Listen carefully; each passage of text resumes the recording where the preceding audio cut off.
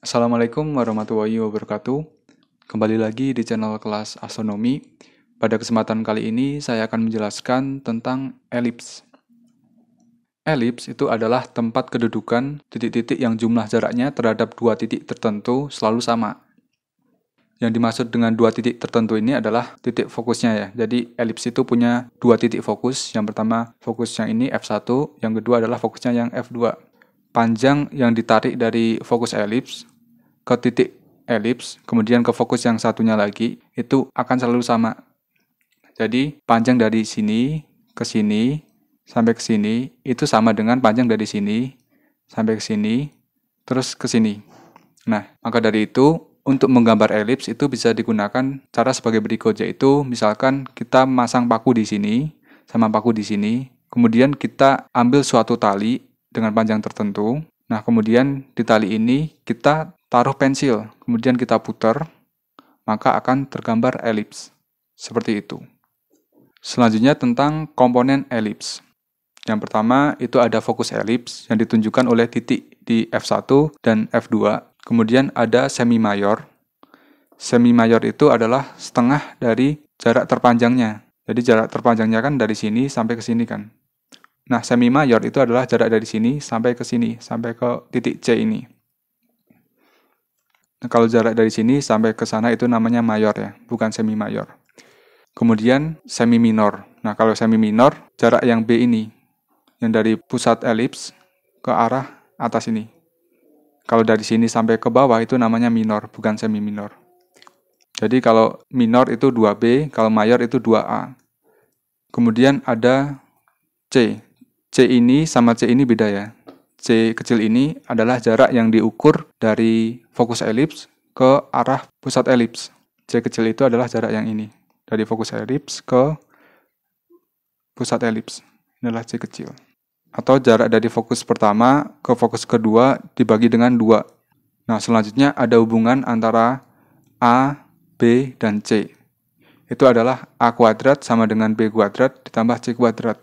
Nah, pembuktiannya gampang ya ini. Dari pembahasan sebelumnya, misalkan kita tarik suatu garis dari sini sampai ke sini, kemudian ditarik garis lagi sampai ke sana. Itu panjangnya akan selalu sama ya. Sama dengan jarak yang ditarik dari fokus ini sampai ke sini, kemudian dari sini sampai ke sini. Ke fokus yang satunya. Nah, jarak ini itu tidak lain adalah 2A. Panjang jaraknya ini adalah 2A. Karena jarak ini sama dengan jarak yang horizontal ini, maka panjang dari sini sampai ke sini itu adalah A. Itu. Atau sumbu semi mayor. Nah, dari hukum Pitagoras kan kita bisa cari hubungan antara A, B, dan C kan. Jadi, A kuadrat itu sama dengan B kuadrat ditambah dengan C kuadrat. Nah, kemudian ada besaran eksentrisitas. Nah, eksentrisitas ini menggambarkan seberapa pipih suatu elips tersebut gitu. Nah, eksentrisitas itu bisa dirumuskan sebagai jarak antara pusat elips ke F1 dibagi dengan A. Jarak antara C besar sampai F1 ini kan C kecil dibagi dengan A gitu. Nah, atau bisa kita tuliskan karena C itu ada hubungannya dengan A sama B, bisa kita tuliskan seperti ini. Ini adalah eksentrisitas. Selanjutnya, persamaan elips. Misalkan sumbu semi mayor itu lebih besar daripada 0 dan C lebih besar daripada 0. Persamaan elips dengan pusat di origin atau 0,0 dan titik fokus F1 di koordinat C,0 dan titik fokus 2 di minus C,0 dengan jumlah jarak ke dua titik fokus sama dengan 2A, maka persamaannya adalah sebagai berikut, yaitu X per A kuadrat ditambah Y per B kuadrat sama dengan 1. Nah, saya gambarkan lagi biar kalian lebih paham. Ini sumbu X, ini sumbu Y, terus ini elips.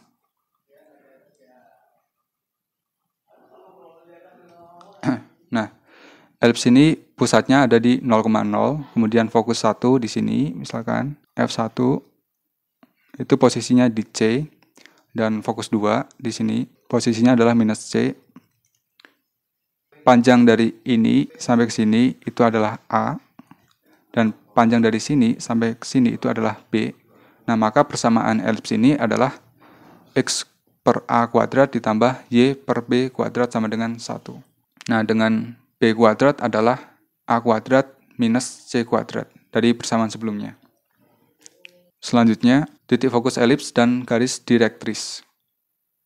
Nah, misalkan A itu lebih besar daripada C dan lebih besar daripada 0, elips X kuadrat per A kuadrat ditambah Y kuadrat per B kuadrat sama dengan 1, dengan B kuadrat sama dengan A kuadrat minus C kuadrat merupakan tempat kedudukan titik yang perbandingan jarak terhadap garis X sama dengan A kuadrat per C kuadrat dan titik F C, 0 konstan yaitu sebesar eksentrisitas atau C per A. Maka garis X ini itu disebut garis direktris dengan titik fokus plus minus C, 0. Biar kalian lebih paham, saya gambarkan lagi. Ada elips dengan pusat di 0,0. Gambarnya sama dengan elips sebelumnya. Seperti ini. Kemudian elips ini mempunyai dua titik fokus.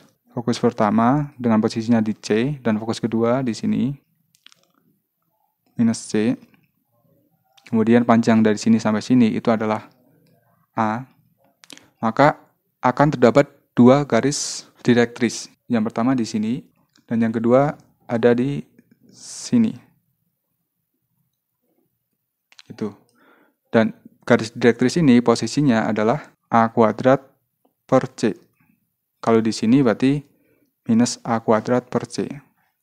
Nah, apa sih pentingnya garis direktris ini? Nah, garis direktris ini itu menggambarkan bahwa misalkan kita tarik garis dari fokus 1 ke titik di elips, misalkan di sini.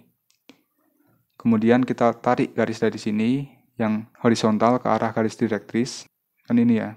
Nah, misalkan kita sebut ini panjangnya R1, ini panjangnya R2, seperti ini. Maka perbandingan R1 per R2 itu akan bernilai sebesar eksentrisitas. Seperti itu. Nah, ini akan berguna banget pada pembahasan selanjutnya yaitu pada parabola. Nah, selanjutnya persamaan umum elips. Nah, misalkan persamaan elips dengan pusat P, Q dengan sumbu utama yaitu sejajar sumbu X dan sumbu Y masing-masing mempunyai panjang 2A dan 2B. Nah, persamaan umumnya adalah sebagai berikut, yaitu X kurang P kuadrat per A kuadrat ditambah Y minus Q kuadrat per B kuadrat sama dengan 1. Nah, jika A-nya lebih besar daripada B, maka sumbu mayor sejajar sumbu X. Jadi, kalau A-nya lebih besar daripada B, maka elips ini bentuknya akan seperti ini. Dengan pusat elipsnya adalah di posisi P, Q. Ini pusat elipsnya, gitu. Dan fokusnya ada di P ditambah C, Q, dan fokus keduanya ada P minus C, Q. Dan garis direktrisnya P plus minus A kuadrat per C. Ini jika nilai A-nya lebih besar daripada B. Panjang A itu yang ini ya. Nah, jika A-nya kurang dari B, maka bentuk elipsnya itu akan seperti ini. Pusatnya adalah P, masih sama. Seperti ini. Nah, kemudian garis direktrisnya berarti kan arahnya jadi kayak gini kan. Ada dua gini kan. Makanya di sini garis direktrisnya itu dirumuskan sebagai Y sama dengan Q plus minus B kuadrat per C gitu. Nah, panjang B-nya itu yang mana? Yang ini ya. Oh iya, kalau di elips itu intinya yang lebih panjang itu disebut semi mayor ya. Misalkan di sini kalau di gambar kedua ini kan A itu adalah yang ini, panjang dari sini sampai sini. Nah, A untuk gambar kedua ini disebut sumbu semi minor. Sedangkan B-nya untuk gambar kedua disebut sumbu semi mayor. Seperti itu.